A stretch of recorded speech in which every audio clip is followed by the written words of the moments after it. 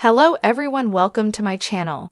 I hope everyone is having a wonderful day. Before starting the video, please go ahead and hit the subscribe button and give this video a like up. Erika Jayne is giving Dorit some tough advice about her separation based on her own experience with a messy divorce in the above preview for season 14 episode 10 of The Real Housewives of Beverly Hills.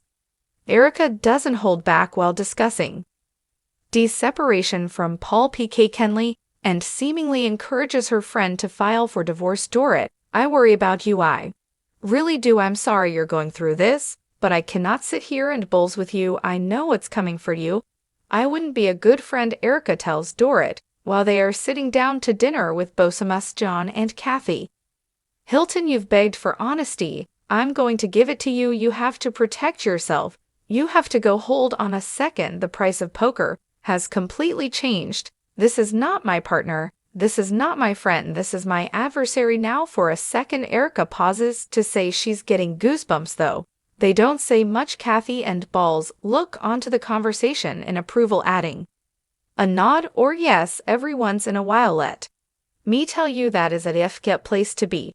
But that is where you are, Erika continues. And I don't know any other way to say that to you. You have to be proactive. I'm telling you right now, if you don't make these decisions, life will make it for you. He will make it for you.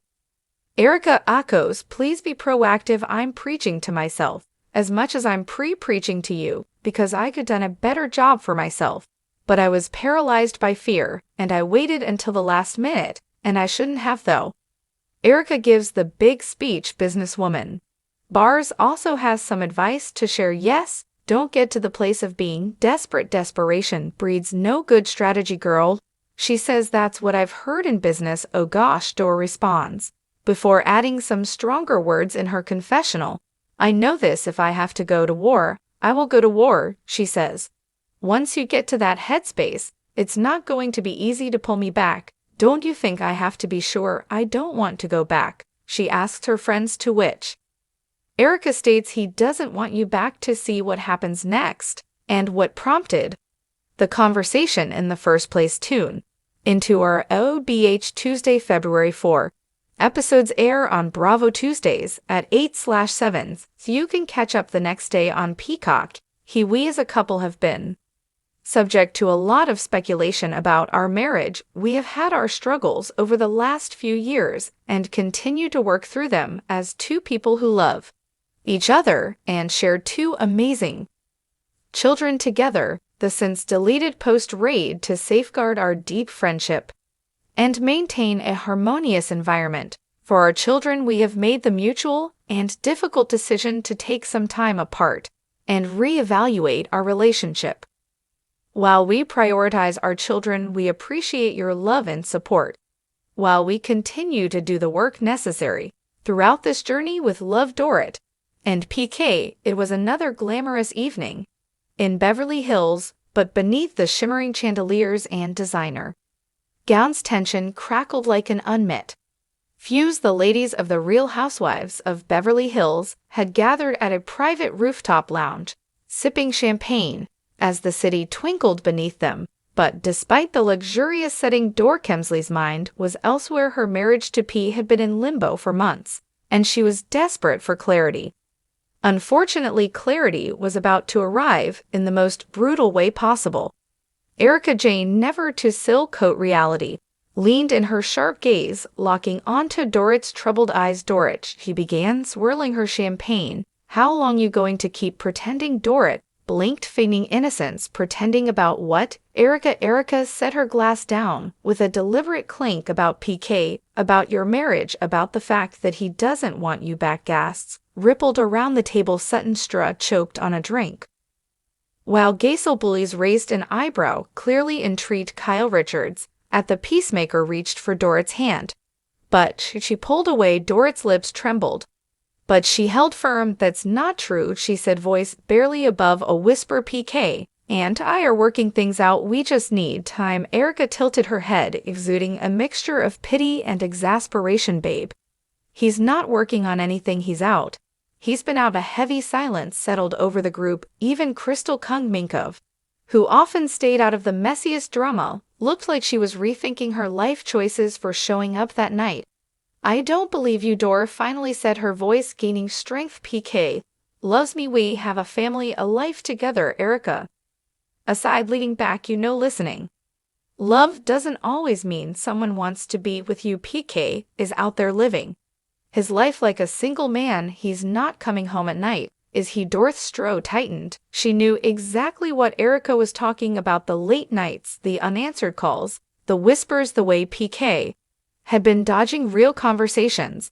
But hearing it so plainly, so definitively, made it real in a way she wasn't ready for. Kyle, always protective of Dorit, finally spoke up. "Erika, maybe this isn't the time." "No, Kyle, it is the time," Erika interrupted, her voice firm. "I've been in denial before. I told myself lies to protect my own heart, but it doesn't help. It just delays the inevitable." Dorit stood, pushing back her chair. Her hands trembled as she gripped the edge of the table. "You don't know everything, Erika.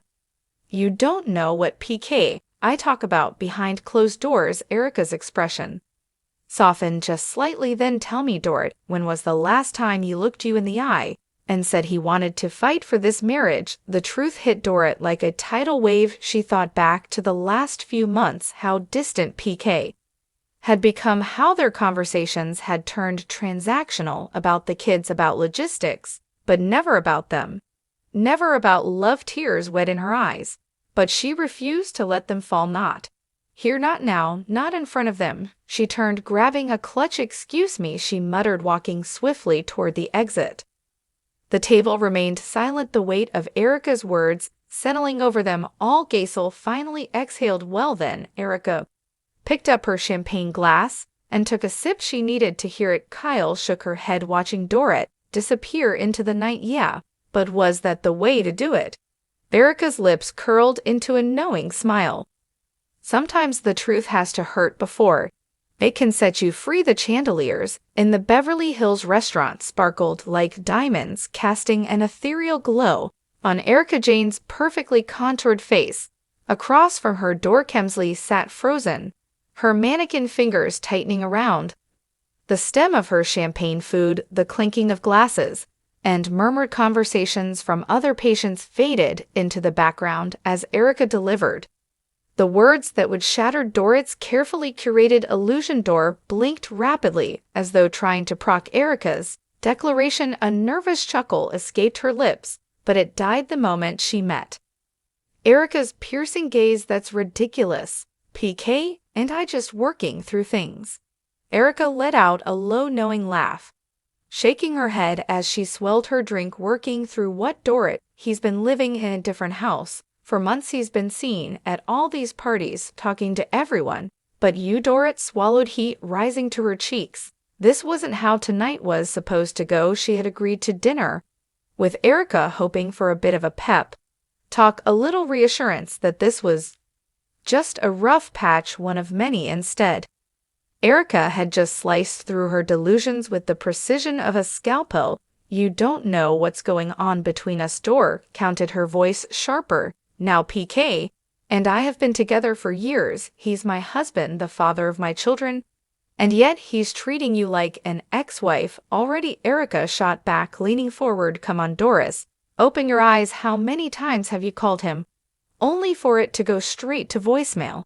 How often do you have to hear about his whereabouts from other people instead of him?" Dorit opened her mouth, then closed it. She hated that Erika was voicing the thoughts she had spent weeks pushing aside. PK had been distant, his excuses had piled up: business trips, late meetings, exhaustion. But hadn't she done the same in the past? Hadn't they both made sacrifices for their marriage? "Marriage is complicated," Dorit said, finally grasping for something solid. "You should know that you went for